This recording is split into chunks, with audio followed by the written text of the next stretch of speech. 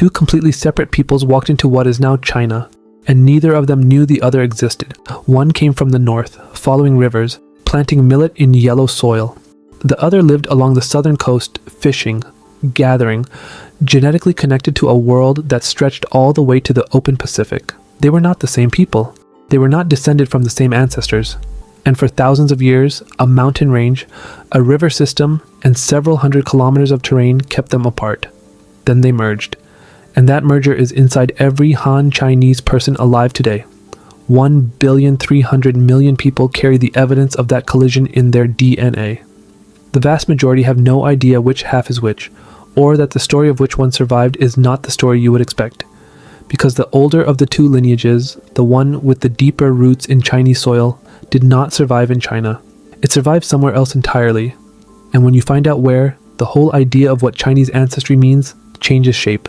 That is where the story ends. To understand how it happened, you need to start 40,000 years ago, before there was a China, before there was a language called Chinese, before there was a wall or a dynasty or a character written in ink. You need to start with a man whose leg bone was found in a cave. Tianyuan Cave sits about 56 kilometers southwest of what is now Beijing. In 23, archaeologists excavating the site recovered bone fragments belonging to a single individual. Radiocarbon dating placed his death at somewhere between 39,000 and 42,000 years ago. Scientists at the Chinese Academy of Sciences, led by paleogeneticist Xiaomei Fu, eventually extracted his genome. What they found was not a missing link, not an ancestor of the Neanderthals, not a representative of some vanished branch of hominins. He was a fully modern human, Homo sapiens, already biologically indistinguishable from a person alive today. His DNA confirmed something researchers had suspected, but not yet proven, that a population ancestral to present-day East Asians had been living in the region of northern China for at least 40,000 years. He was not a direct ancestor of modern Chinese people. The genetic lineage is more like a distant cousin of the lineage that eventually became modern East Asians, a parallel branch, basal to everything that came after. But his existence proved one thing without ambiguity. The ancestors of the people who would eventually become Han Chinese were already in East Asia 40 millennia ago, long before the civilizations that defined China had any beginning at all. That detail stopped me when I first read it. Not the 40,000 years, large numbers are easy to pass over, but the qualifier, not a direct ancestor, a parallel branch. It means that 40,000 years ago, there were already multiple genetically distinct human populations inside what is now China, and the one we can actually sequence was not even the main line. It was a cousin of the main line. Whatever was happening in East Asia at that moment was far more complex than anyone assumed before ancient DNA made it measurable. Now hold that number and travel 9,000 years ago when the story splits. By 9,000 years ago, ancient DNA shows that two distinct genetic worlds had already taken shape inside what is now China. They had not yet converged. They were not in contact in any meaningful way. And they were not variations of the same original population. Researchers examining ancient genomes from the period found that individuals from Shandong province on the Yellow River coast in northern China belonged to a genetic lineage connected to millet farming populations, what scientists now call the Northern East Asian ancestral component. Individuals from Fujian province on the southern coast belonged to something genetically separate, a lineage connected to coastal populations who would eventually produce the Austronesians, the seafaring people who colonized the Pacific Islands.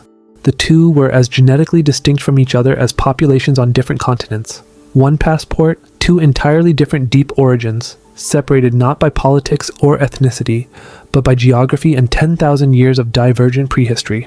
I find that genuinely difficult to hold in my head. Not the science of it, the human reality of it. 9,000 years ago, two groups of people were living inside the boundaries of what we now call China, and they were as different from each other, genetically, as any two populations you could point to anywhere on Earth at that moment. They did not know they were both going to end up inside the same civilization. They had no civilization yet. They just had rivers, and coast, and separate ways of feeding themselves. This is where the story gets strange. This is where it stops being about the past and starts being about something you may be carrying right now. Here is the thing that changes the whole picture. The northern lineage did not stay in the north.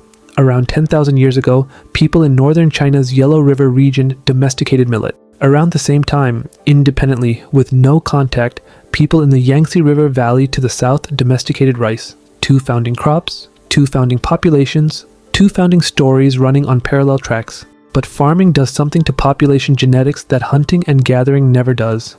It feeds more people. More people means more children. More children means more population pressure, and population pressure means expansion. Yellow River millet farmers began moving, not in a single wave, not in a conquest, but in a slow, generational spread that lasted thousands of years. They moved east along the coast. They moved north into what is now Siberia. They moved south into the territories where the coastal southern lineage was already living. And as they moved, something happened that ancient DNA records with the quiet brutality. The older ancestry gave way. A landmark paper published in Science in 2020, analyzing 26 ancient individuals from across China spanning 9,500 years to 300 years ago, found that genetic differentiation between northern and southern China was dramatically higher in the ancient past than it is today. The paper's conclusion was specific. A major episode of admixture involving northern East Asian ancestry spread across southern China after the Neolithic, transforming the genetic ancestry of the South. Transforming, not influencing, not contributing to, transforming. That word choice surprised me when I read it. Scientific papers do not reach for language like that carelessly. Transforming means the baseline changed. It means the thing that was there before is not the dominant thing anymore. It means the south of China, genetically, is not what it was. And the paper was written about events that happened before anyone in China had a written language to record them. The Yellow River farmers did not stop at the Yellow River. They moved south, and the further south they moved, the more they replaced what was already there. The ancient coastal southern Chinese genome, 9,000 years old, biologically distinct, genetically connected to the Pacific, was progressively overwritten. It did not disappear overnight. The process took millennia. It was not violence, necessarily, just numbers. Farming populations outcompete foraging populations by sheer reproductive arithmetic. One group feeds 8 where the other feeds 2, and over centuries, the math is merciless. By 2,000 years ago, when the Han Dynasty unified China under a single political structure for the first time, the North-South genetic merger was already largely complete. Both northern and southern Han Chinese today carry substantially more Yellow River farmer ancestry than they carry ancient coastal southern ancestry.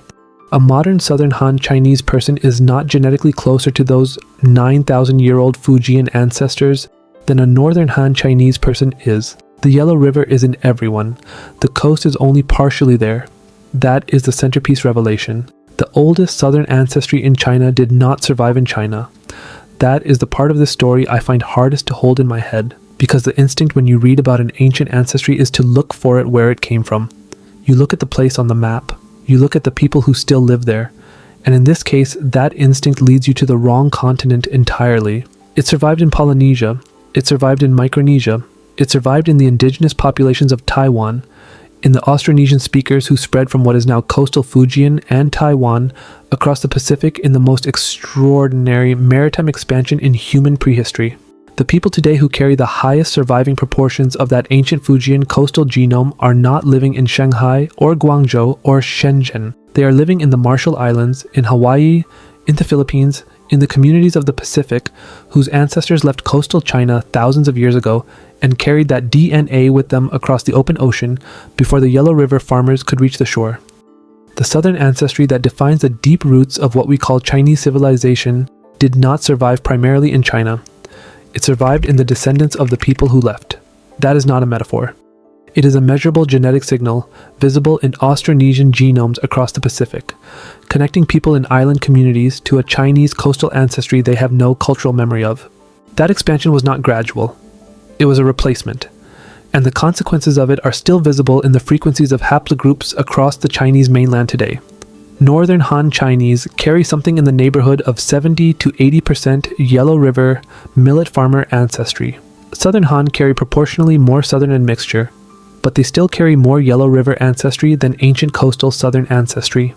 The genetic gradient running south across China is real. It is measurable. And it maps almost precisely onto the southward expansion of Bronze Age farming populations. The further south you go, the more ancient southern ancestry survives. But even at the southern border, it is the minority component. The old genome is there. It is just not the dominant signal anymore. Every Han Chinese person alive today carries the evidence of that collision. In the north, you carry a genome that traces back cleanly to Yellow River, farmers whose millet agriculture built the foundations of Chinese civilization. In the south, you carry a blend a majority Yellow River ancestry with a surviving fraction of something older, something coastal, something that once looked out at the Pacific and, in some cases, decided to cross it. Here is where the inversion arrives. This whole story has been building toward the image of the Yellow River as conqueror, the dominant force, the expanding genome, the lineage that won. And that is largely accurate, but here is what that framing obscures. The southern coastal ancestry did not simply lose. It did something the northern lineage never did.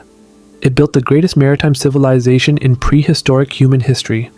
The Austronesians, carrying the highest surviving proportions of ancient Chinese coastal DNA, colonized an area stretching from Madagascar in the west to Easter Island in the east, the widest geographic range of any pre-industrial culture on Earth. They reached New Zealand in around 1300 CE, navigating open ocean without instruments, guided by stars and wave patterns and the behavior of birds. The genome that was replaced on the Chinese mainland produced the most expansive human migration in prehistory everywhere else. The northern lineage built dynasties, the southern lineage built canoes, and the canoes went further. Honestly, that sentence took me a while to fully absorb. We tend to measure success in history by what persisted in place, by monuments, by empires, by population size. By every one of those metrics, the Yellow River lineage won. And then you look at a map of where the other genome went, and you realize the word win may not be the right frame at all. The deeper implication is something you cannot fully absorb from inside the frame of one civilization. What we call Chinese is, genetically, a north-south merger. So ancient it predates writing, predates bronze, predates the Shang dynasty, and the Yellow Emperor, and the Silk Road, and everything we recognize as Chinese civilization. The people we call Han Chinese did not descend from one founding population, they descended from two, and those two populations were as distinct from each other in their ancient forms as any two populations you could name on Earth 9,000 years ago. What this means is that the concept of a single, unified Chinese ancestry is not a genetic fact, it is a historical outcome. It was produced slowly by the same force that produced agriculture, not conquest in the sudden violent sense, but the quiet arithmetic of a more productive, subsistence strategy spreading across geography and time. The Han Chinese genome is the record of that process. It is not ancient, it is assembled. I think about what it would mean to have that in your ancestry report. Not just northern or southern Chinese, but the specific ratio of millet farmer to coastal ancestor that your genome contains. Not as a political statement, but as a factual one. Most people with Han Chinese heritage are carrying an ancient north-south merger they have no word for. In a genome whose two halves come from peoples who never shared a language, never shared a king, never shared a name for themselves. One of those people's descendants are living in Beijing and Shanghai and Chengdu today. The other people's descendants are surfing in Hawaii. That is a sentence I keep coming back to, not as a surprise, but as a genuine invitation to sit with what it means. The DNA keeps going deeper the longer you look.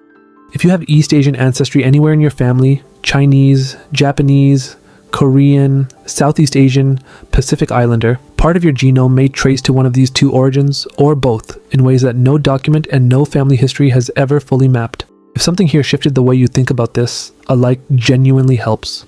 It puts this in front of people who are asking the same questions rather than accepting the first answer they find. More is coming. Subscribe so you do not miss it. And if someone in your life carries Chinese, East Asian, or Pacific Islander roots, or just finds this corner of history hard to put down, share it with them. Thanks for being here.